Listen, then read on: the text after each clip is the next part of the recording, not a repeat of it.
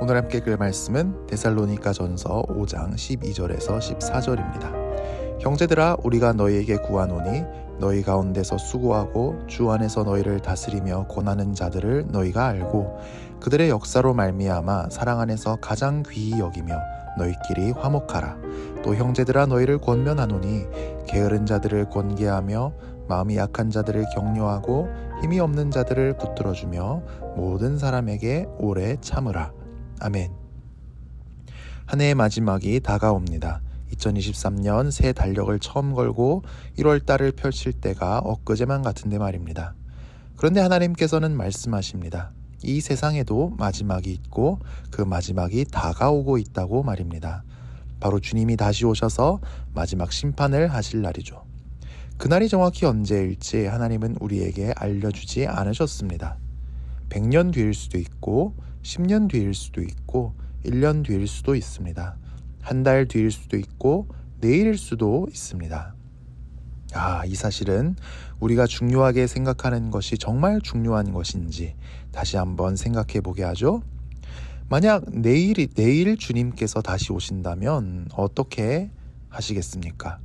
어차피 내일 주님 오실 텐데 그럼 이제 학교 갈 필요도 없고 직장도 필요 없고 그냥 하루 종일 성경 보고 찬송하고 기도만 하면서 죄 지은 걸 다 회개할까요? 후련하게 회개하고 가뿐한 마음으로 주님 오실 때 반갑게 맞이하면 될까요? 데살로니가 교회에 이런 사람들이 실제로 좀 있었나 봅니다. 그런데 바울은 이건 예수님의 재림을 맞이하고 마지막 날을 기다리는 바른 태도가 아니라고 말씀합니다. 바울은 예수님의 재림이 가까울수록, 마지막 날이 가까울수록 교회 안에서의 관계를 잘 해야 한다고 말씀합니다. 12절을 볼까요?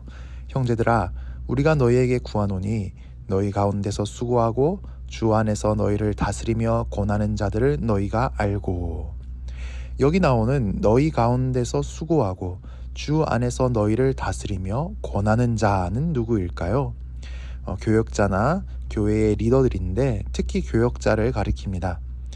교역자를 너희가 알고라고 했는데 여기서 안다는 것은 인정한다, 존경심을 갖는다라는 뜻입니다. 교역자를 인정하고 존경하기 어려운 상황도 있을까요? 데살로니가 교회에서는 좀 그랬나 봅니다. 왜냐하면요, 이 교역자가 하는 일이 무엇인지 설명되고 있는데요. 첫째로 너희 가운데서 수고하고인데 설교하고 가르치고 1대1로 만나서 제자 훈련을 하고 경제적으로 어려운 상황에 있는 분을 구제하고 어려운 일이 생긴 분을 신방하고 위로하는 모든 일이 여기 포함됩니다. 여러분이 보시기엔 어떨지 모르겠고 또 제가 능력이 부족해서 그런지는 모르겠지만 이 모든 일을 하는 것은 정말 힘이 듭니다. 설교 한 편을 준비하는 것만 해도 피를 말리고 잠을 자질 못하고 지력을 다 짜내야 합니다. 그런데 한국교회는 예배 열심이라 설교가 많지 않습니까? 일주일에 10편이 넘게 설교를 하는 목사님도 많습니다. 그런데 그런 가운데 양육하고 구제하고 신방하는 일까지 다 하니까 정말 쉽지가 않습니다. 세상에 안 힘든 일이 없지만 성경 말씀도 일이 수고로운 일이라고 하지 않습니까? 또 둘째로는 주 안에서 너희를 다스리며인데 이것은 성도님들께서 영적으로 성장하고 성숙해서 하나님께 더 잘 순종하도록 양육한다는 뜻입니다. 집안에서 자녀를 양육하듯이 말입니다. 가르치고 본을 보이고 또 잘하는 것은 칭찬하고 격려하는 것이죠. 그런데 세 번째가 조금 문제입니다. 권하는 자라고 했는데 이건 사실 쓴소리를 하고 꾸짖는다는 뜻입니다. 물론 성경을 보면 아플 수 있는 말을 해도 사랑하는 자녀에게 하듯이 나의 친형제에게 하듯이 최대한 아프지 않게 교정의 효과만 볼 수 있도록 각고의 주의를 기울여서 해야 한다고 되어 있습니다. 그런데 아무리 조심해도 쓴소리, 꾸짖는 소리, 아플 수도 있는 소리를 들으면 누구라도 기분이 언짢을 것입니다. 우리는 본능적으로 이것은 고쳐야 한다라는 소리를 듣기 싫어하기 때문입니다. 특히 리더나 교역자도 흠이 없을 수 없을 텐데 그것이 크게 보이면서 판단하는 마음이 들 수 있습니다. 그래서 참 안타까운 일이지만 리더나 심지어 교역자까지도 싫은 마음이 들 수 있습니다. 존경심을 잃어버리게 될 수 있습니다. 그런데 바울은 마지막 때가 가깝고 주님께서 오실 때가 가까우니 교회 안에서의 관계를 잘 하라고 합니다. 특히 리더나 교역자를 인정하고 존경을 표하라고 합니다. 어떻게, 왜 그래야 하는지가 이어지는 13절에 나옵니다. 그들의 역사로 말미암아 사랑 안에서 가장 귀히 여기며 너희끼리 화목하라. 리더와 교역자를 가장 귀히 여기며 라고 말하는데요. 내가 가장 존경하는 사람보다 더 존경하라고 말합니다. 그 존경을 어떻게 표하는가? 사랑 안에서 라고 이야기하네요. 소중한 사람으로 여겨주라는 뜻입니다. 왜 그래야 할까요? 그들의 역사로 말미암아입니다. 리더나 교역자가 하는 일 때문에 라는 뜻입니다. 그 하는 일은 하나님 말씀을 가르치고 신방하고 양육하고 치리하는 것이라고 12절에서 말씀했죠. 리더나 교역자가 인물이 좋아서, 좋은 대학을 나와서, 찬양을 잘해서, 성격이 좋아서 이런 조건 때문에 소중하게 여기는 게 아닙니다. 리더나 교역자가 하는 일 때문에 소중하게 여기는 것입니다. 왜냐하면 사실 이 일은 예수님께서 하시는 일이기 때문입니다. 예수님께서는 직접 우리에게 나타나셔서 이 모든 일을 하는 방식을 택하지 않고 부족한 사람들을 부르셔서 이 일을 하도록 맡기셨습니다. 이 사람들이 더 뛰어나고 위대한 사람이라 이 일을 맡기신 것이 아닙니다. 똑같이 부족한 죄인이고 만들어지는 과정 중에 있습니다. 그런데도 맡기셨습니다. 그 이유는 우리가 다 알 수 없습니다. 예수님 마음입니다. 그러니까 예수님의 부르심을 받아서 예수님 대신 교회에서 이런 일을 하는 것이니까 소중하게 여기는 것입니다.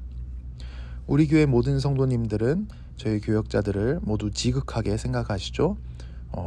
교역자들을 사랑하시기로는 아마 전국에서 1, 2위 안에 드실 것입니다. 저는 참 부족한 사람인데 늘 사랑해 주시고 아껴주셔서 감사할 뿐입니다. 그런데 저도 착각해서는 안 되죠. 제가 뭘 잘해서가 아니라 여러분은 예수님을 보고 예수님 때문에 저 같은 교역자 분들을 사랑해 주시는 것이죠. 마지막 때가 가까울수록 교회 안에서의 모든 관계를 평화롭게 유지하는 것이 중요합니다. 13절 끝에서 이야기하죠. 너희끼리 화목하라. 그러기 위해서 우리 모두가 해야 할 일이 있습니다. 바로 14절에 나오는데요. 또 형제들아 너희를 권면하노니 게으른 자들을 권계하며 마음이 약한 자들을 격려하고 힘이 없는 자들을 붙들어주며 모든 사람에게 오래 참으라. 첫째로 게으른 자는 아마도 예수님이 곧 다시 오신다고 일도 안 하고 학교도 안 가려고 한 사람인 것 같습니다. 신앙을 핑계로 자기 의무나 책임을 다하지 않은 사람인 것이죠. 그것은 하나님의 뜻이 아닙니다. 마지막이 가까울수록 지금 현실을 믿음으로 충실하게 살아내는 것이 하나님의 뜻이고 마지막을 잘 준비하는 것입니다. 이렇게 믿음과 행실에 문제가 있을 때 말씀을 전하고 쓴소리를 하고 꾸짖으라고 말씀합니다. 그래야 그 사람도 주님의 오심을 준비할 수 있을 테니까요. 그 사람을 포기하지 말라고 말씀합니다. 또 둘째로 마음이 약한 자를 격려하라 라고 하는데요. 마음이 약한 자는 비극적인 일을 겪은 사람, 특히 사랑하는 이의 죽음을 경험한 사람으로 보입니다. 예수님을 믿는데도 비극적인 일을 경험하면 우리는 마음의 실망이 가득 차게 되죠. 이런 마음이 약한 사람을 격려하라고 말합니다. 위로하라고 말합니다. 예수를 믿는데 왜 이렇게 힘들어합니까? 툴툴 털고 일어나세요 하는 식으로 혼내는 게 아닙니다. 위로하고 마음을 보듬어 주라고 말씀합니다. 주님 오심이 가까울수록 마음이 약해진 사람이 혹 신앙을 버리는 일이 없도록 격려하고 위로해서 붙들어줘야 하는 것이죠. 셋째로 힘이 없는 자들을 붙들어주며 라고 하는데요. 몸이 병들거나 마음이 병들거나 영혼 또는 신앙이 병든 사람입니다. 그러면 힘이 없습니다. 특히 주님 다시 오실 때까지 믿음으로 버틸 수 있을지가 걱정됩니다. 그 사람을 붙들어주라 라고 하는데요. 여기서 붙들어주는 것은 그 사람에게 집중해서 온 마음을 쏟고 꼭 붙어 있으라는 뜻입니다. 힘이 없으니까요. 그리고 마지막 넷째로 모든 사람에게 오래 참으라 라고 말씀합니다. 신앙과 행실에 문제가 있고 그것이 잘 안 고쳐지는 것 같아도 포기하지 말고 계속 말씀을 전하면서 기다리고 참아주는 것입니다. 비극적인 일을 당해서 마음이 약해진 사람, 몸과 마음과 영혼이 병들어서 힘이 없는 사람, 오래 참는 마음으로 격려하고 붙들어주는 것입니다. 교회 안에서 누가 잘못되었다고, 누가 약하다고 무섭게 혼만 낸다면, 또 잘못했다고 뭐라고만 하면 교회는 정말 시끄러운 곳이 될 것입니다. 우리 중에 완전한 사람이 없고 문제 없는 사람이 없을 테니까요. 그래서는 아무도 견딜 수 없을 것입니다. 참아주고 기다려주는 것이 너무너무 중요합니다. 주님의 오심이 가까울수록 급한 마음에 남을 빨리 바꾸려고 해서는 안 되고 참아주고 기다려줘야 합니다. 올해의 마지막이 다가옵니다. 이 세상의 마지막도 가까워지고 있습니다. 오늘 말씀은 예수님의 재림이 가까울수록, 마지막이 가까울수록 교회 안에서의 관계를 잘하라고 당부합니다. 우리가 예수를 믿고 예수님의 몸인 교회라면 서로를 향한 미움과 원망은 주님 다시 오실 때 주님께 보여드리기에 부끄러운 것입니다. 우리 마음을 먼저 바꿔주시도록 기도합시다.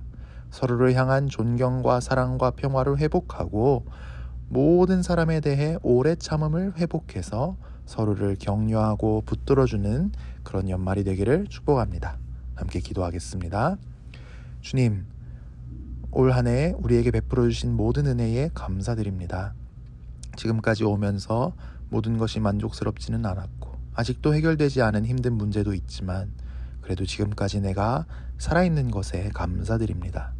한 해의 마지막이 다가오듯이 이 세상에도 마지막이 온다고 하셨는데 이 사실 앞에 내가 중요하게 여기던 것이 생각보다 중요하지 않았다는 것을 느낍니다.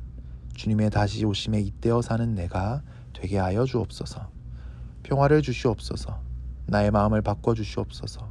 서로의 마음을 바꾸어 주시옵소서. 서로를 향한 존경과 사랑과 평화를 회복하고 서로를 오래 참으며 격려하고 붙들어주는 연말이 되게 하여 주시옵소서. 다시 오실 주님만을 바라봄으로 그럴 수 있게 하여 주시옵소서. 오늘 아침 우리가 주 안에서 드리는 모든 기도에 응답하여 주시며 평안히 가라 말씀하여 주시옵소서. 예수님 이름으로 기도합니다. 아멘.